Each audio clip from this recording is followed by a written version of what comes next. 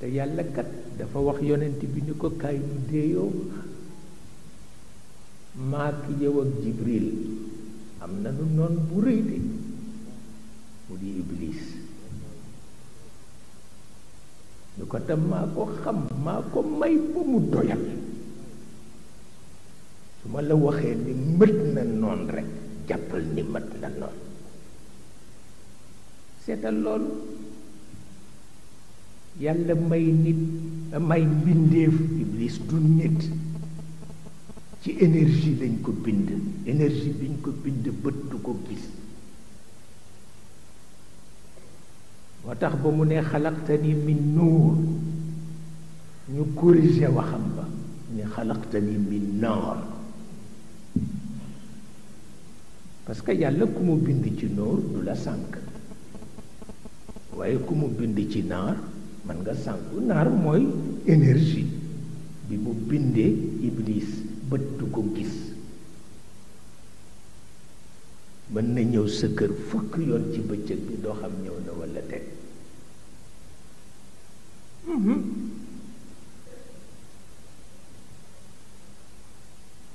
waaye doomu aadama ci suuf lañ ko bind moo tax fokk nga gis yaramam ci suuf lañ ko bind bët mën na ko gis Iblis énergie bi ñu ko bind sew na ba bët mënu ko gis waaye kàttanam rëy na kàttanam rëy na yàlla wax na yonent bi ni ko moom la nu am comme noonu nan ko wattu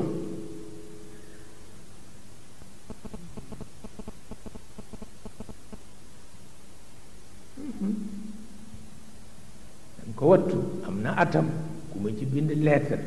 dama dégg sa déclaration ca gàmmu Tiwaawan nga tudd Iblis est-ce que vraiment Iblis am na ku amul woon yàlla du ko tudd waaw ndax moo bind waaw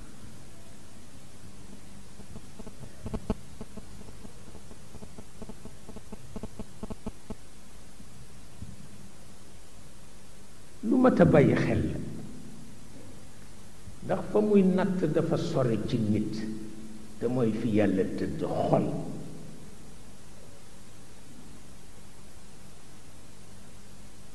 Iblis bu foyee sa xol dara dootul rëcc ci yow ku ñu tudd nga saaga nga defe ni njàmbaar la ci yow fekk na dafa xam fa yàlla kastee xol ba xam na ko yàlla xamal na ko ko bu ko dindee loodul ñemeeti amul looloo tax yàlla wax yonent bi ni ko sa asxaab yu baax yi ànd ak yow nga di leen invité añ bu ñu añatee ba noppi bu ñu waxtaan ak sa jabar yi dàq leen ñu génn ndax fa ma kaste xol Iblis xam na ko te bu ko dindee ku warula bëgg sa jabar dana bëgg sa jabar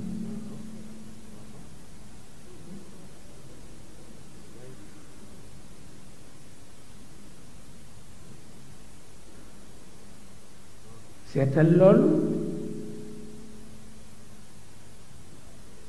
lu ko gën a garaaw dem na ci ba jël loi bu day na ñey ndax sang yu baax yi waroon yonent bi ñi ci xalaatoon ni bu dee ñii ni man Sidna Aïcha lay takk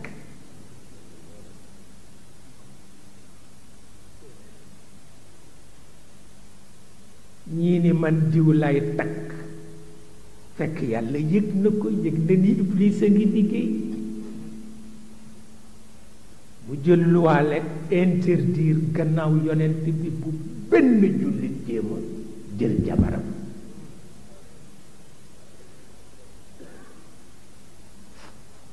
yombul yëf yi yombul nag ma wax la ko tey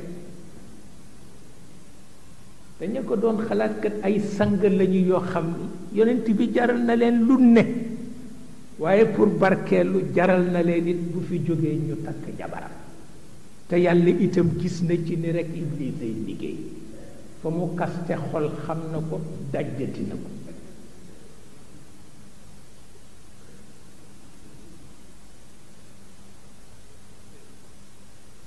te ñoo gën ci nit ñi yàlla ni ko bu ñu añatee yewwi leen toogaayu waxtaan bi bu mu am pour wax la ni yonent bi yàlla dafa gérer quotidien amatul fu mu jëm bu jàddee mu wax ko publiquement ni ko jàdd nga ñu def ko aaya mu wàcc jullit bi gën a tuuti xam ni yonent bi jàdd na